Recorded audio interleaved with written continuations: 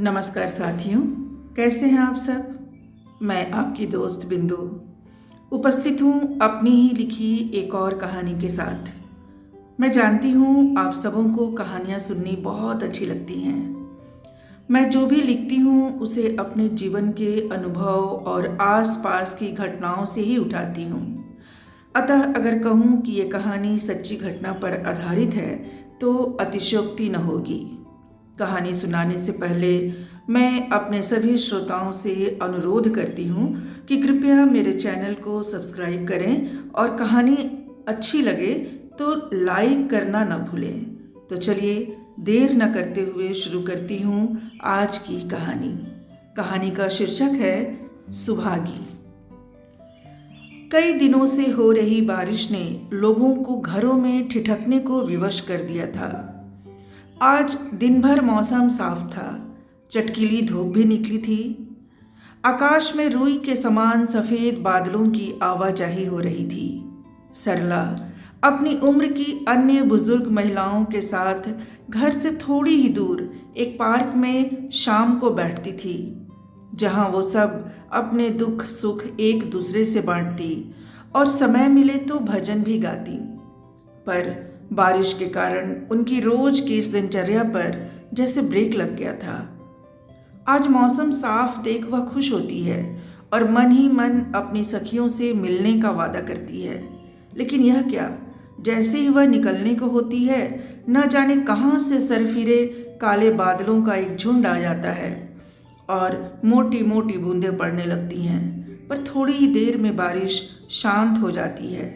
सरला अवसर देखते ही पार्क में चली जाती है, जहां धीरे धीरे अन्य महिलाएं भी आ जाती हैं और हमेशा की तरह उनकी बातों का सिलसिला शुरू हो जाता है। बातें घर परिवार से निकलती हुई अपनी अपनी किस्मत पर आकर रुक सी जाती है। किसी के बेटे बहू उसका कहना नहीं मानते तो किसी को अपने पति से तकलीफ थी, कोई बीमारी का रोना रो रहा था तो किसी को पैसे की किल्लत। इतने में मोहन की अम्मा सरला से कहती हैं, सरला तुम बहुत सुभागी हो। देखो आज के ज़माने में भी कैसे तुम्हारी दोनों बेटे मिलकर रहते हैं। बहुओं में भी ऐसा प्रेम है जैसे दोनों सगी बहनें हों। सरला उनकी बातों का कोई जवाब नहीं देती है, पर सुभागी ये शब्द जैसे उसके हलक में ही अटक गए और अपने उमड़ आए आंसुओं को उसने छलकने से पहले ही गटक लिया। कैसे कहे, इस एक शब्द सुभागी में सिर्फ सू लगाने के लिए उसने कितने अरमानों को, जीवन के कितने बसंत को इस पर कुर्बान किया है। मन जैसे अतीत के पन्ने एक एक कर पलटने लगा। एक मध्यम वर्गीय परिवार में पली बढ़ी वह संस्कारों की पोटली पकड़ संयुक्त परिवार की देहरी में छोटी बहू बनकर प्रवेश करती है।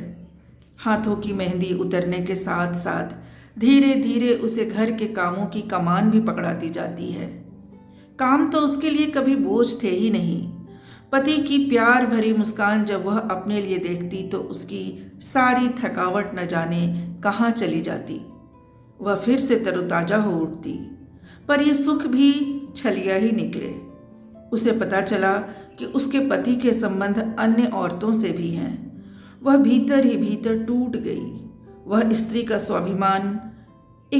स्वाभिमान चूर चूर हो गया। बीतते समय के साथ वह 2 पुत्रों की माता बन गई। पर वैवाहिक जीवन के रंगीले स्वप्न जो हर लड़की देखती है वह उसके लिए मृग मरीचिका ही साबित हुए। एक ब्याहता का दर्जा, घर की बहू और 2 रोटी की खातिर उसने कभी इसके खिलाफ बगावत ही नहीं की।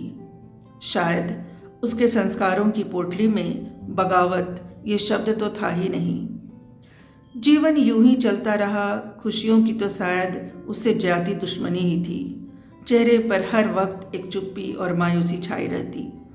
पर घर वाले उससे बहुत खुश रहते, क्योंकि वह बिना किसी आवाज़ के सारे काम चुपचाप करती रहती। लगता जैसे वह अपने आप को कामों में ही खपा देना चाहती हो।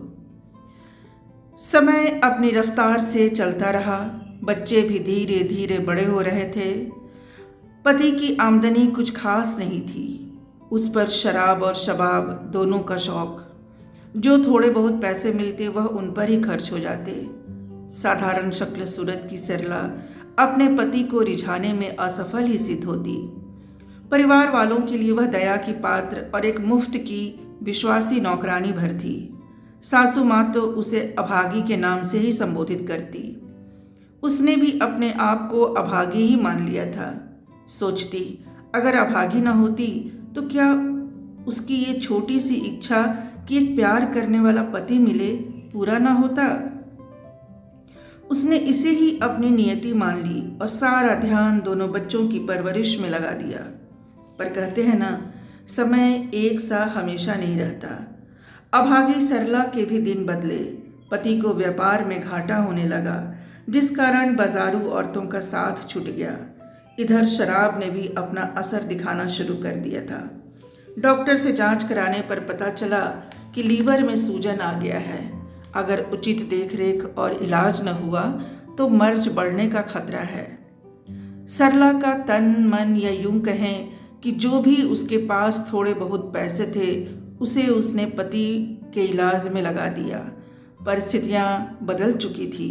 कल तक पति के आंखों की किरकिरी सरला अब उसकी प्यारी बन चुकी थी। वह अपनी आंखों से उसे एक क्षण के लिए भी ओझल न होने देता। पर हाय रे किस्मत, पति मिला भी तो कब, जब वह अपनी सेहत और संपत्ति दोनों लुटा चुका था। पर सरला को तो हर रूप में वह प्रिय था। उसने हार नहीं मानी। अपने गहने जेवर तक उसने उसके इलाज में बेच दिए। जिसने जहाँ कहा वहाँ जाकर दिखाया। डॉक्टर, वैद्य से लेकर झाड़ फूंक तक का सहारा उसने लिया, पर मर्ज धीरे धीरे कैंसर का रूप ले लिया था। दवा और दुआ किसी ने भी उसका साथ नहीं दिया और एक दिन उसका पति हमेशा के लिए उसका साथ छोड़कर चला गया। दुखों से तो जैसे उसका जीवन भर का नाता था। वैधव्य के इस दुख को भी उसने अपने में समाहित कर लिया। उसकी उम्मीद की किरण उसके 2 बेटे थे। जैसे तैसे वह दोनों की परवरिश करने लगी। बेटे भी माँ पर जान छिड़कते थे। समय के साथ दोनों बड़े होते गए और बहुत अच्छी तो नहीं पर एक अच्छी नौकरी दोनों को मिल गई। दोनों का ब्याह हुआ, बहुएं आईं। बहुओं ने सरला को माँ का दर्जा दिया। बेटे भी जो कमाते उसके हाथ पर रख देते थे, क्योंकि वहाँ अब खुशियों ने डेरा डालना शुरू कर दिया था। कल की नौकरानी सरला अपने छोटे से घर की रानी बन गई थी। उसे लगने लगा मोहन की अम्मा ने ठीक ही कहा कि तुम बहुत सुभागी हो। ये सोचकर ही उसके चेहरे पर हल्की मुस्कुराहट दौड़ गई। मोहन की अम्मा ने उसे झकझोरते हुए कहा, अब उठो भी, बैठे बैठ के मुस्कुराती ही रहोगी। बारिश तेज हो रही है, सब अपने अपने घर चले गए हैं, मैं भी जा रही हूँ। पर सरला कुछ नहीं बोली। आज वह खूब हंसना चाहती थी, झूमना चाहती थी, इस खुशियों की बारिश में भीगना चाहती थी। तो दोस्तों, बस इतनी सी थी ये कहानी। धन्यवाद।